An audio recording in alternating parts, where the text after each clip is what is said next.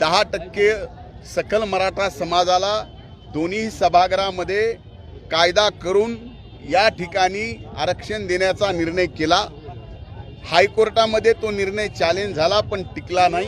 10%च्या प्रमाणे आरक्षण ते अनेक भरतीमध्ये लागू झालं। या मराठवाड्यात त्या ठिकाणी निजामकालीन दस्ताप्रमाणे कुणबीचे प्रमाणपत्र देण्याचा निर्णय राज्य सरकारने या ठिकाणी घ्यावा अशी जी मागणी मराठा समाजाची होती ती सुद्धा या ठिकाणी मान्य केली आणि जवळजवळ 37 लाख आतापर्यंत कुणबीचे प्रमाणपत्र या मराठवाड्यात देण्यात आले।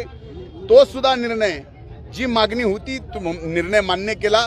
सगळ्या सोयऱ्याच्या बाबतीमध्ये फक्त शासन निर्णय करून यामध्ये निकाल निघत नसतो, तर सगळ्या सोयऱ्याचं जाहीर प्रकटन काढून त्याच्यावरती आक्षेप घ्यावा लागतात।